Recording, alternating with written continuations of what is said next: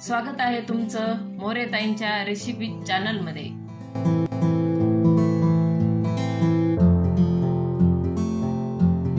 चला तर मग व्हिडिओमध्ये पुढे जाण्याआधी बेल आयकॉन दाबून चॅनलला सबस्क्राइब करा आणि सुरू करा मोरेताईंसोबत आजची ही चवदार रेसिपी बनवायला। नमस्कार मंडळी, आज आपण एक नवीन रेसिपी करणार आहे, झणझणीत महाराष्ट्रीयन काय ग मिसळ पाव। आता आपण साहित्य पाहून घेऊ। ही मटकी मी ना भिजवलेली होती आणि मूड आणून घेतले आणि तिला ना पाणी टाकून असं हळद आणि थोडंसं चवीनुसार मीठ टाकून शिजून घेतलेले, तर असं दबेपर्यंत शिजून घ्यायची। अशी शिजवलेली आणि आपण याचं पाणी पण ठेवलेले।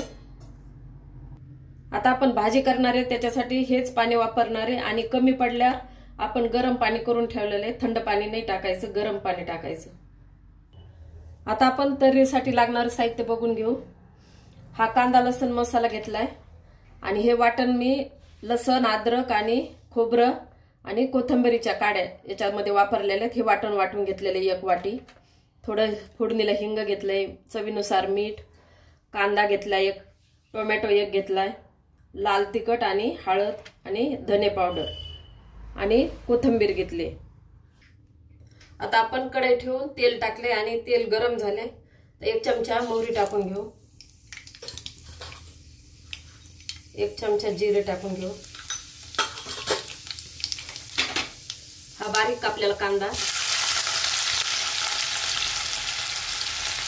आता याला चांगला कलर बदलेपर्यंत आपण परतून घेऊ।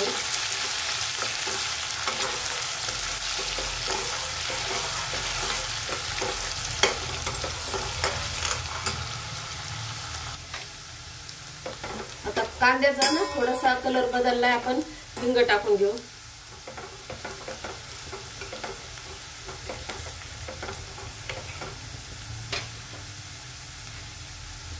टोमॅटो टाकू,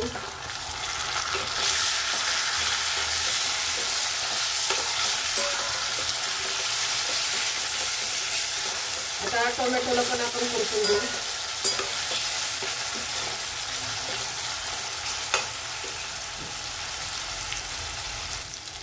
आता कांदा आणि टोमॅटो चांगला परतलाय, आपण आता हे वाटण तयार केलेलं ते परतून घेऊ।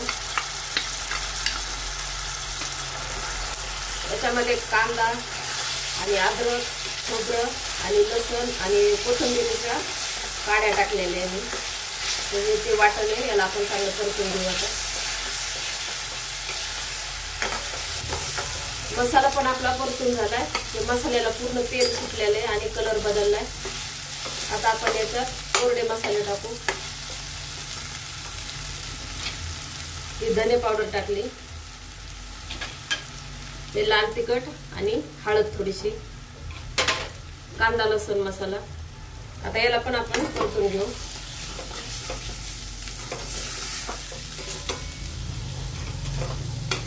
मीठ चवीनुसार, आपण मीठ मटकीला पण शिजवताना टाकले त्यानुसार मीठ टाकून घ्या।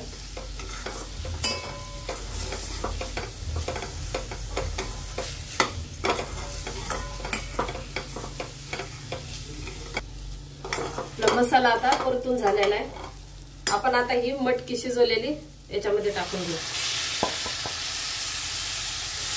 आता याला पण मिक्स करू।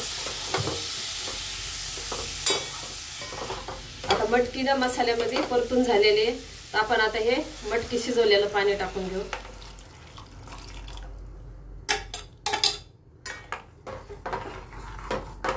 आता आपल्याला अजून थोडीशी गरज पडणार आहे, तर मी आधीच गरम पाणी करून ठेवलंय ना, तर ते टाकून घ्यायला लागले।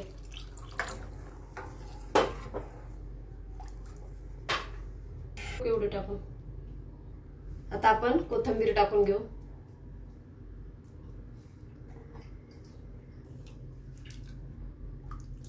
ही अशी पातळ, म्हणजे मिसळ पाव आपली मिसळची भाजी ही अशी पातळच असते ना, या सरसा झालेला आहे, छान वास यायला लागलाय।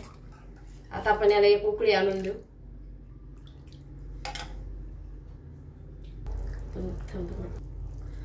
आता मिसळ पावचा रसा तयार आहे। आधीच आपण मटकीला शिजून घेतलेले आहे ना, त्याच्यामुळे पूर्ण आपली मटकी एकदम शिजलेली आहे। आता आपण गॅस बंद करू। मटकी आपली एकदम आधी शिजवलेली ना, तर आता पण 2-3 उकळी आणली ना तर छान शिजलेली. तर आपली मिसळची भाजी तयार आहे. आता मिसळ पावचा रस्सा तयार आहे. आता आपण काढून घेऊ. अशा प्रकारे झणझणीत मिसळ पाव तयार आहे. एकदा नक्की ट्राय करा आणि कमेंट मध्ये कळवा. तुम्हाला हा व्हिडिओ आवडला असेल तर लाईक करा आणि अशाच प्रकारच्या चवदार आणि चमचमीत रेसिपीसाठी सबस्क्राईब करा आणि कमेंट मध्ये कळवा तुम्हाला कोणत्या रेसिपीज बघायला आवडतील. पुन्हा भेटूया एका नवीन रेसिपीसह एका नवीन व्हिडिओमध्ये. धन्यवाद.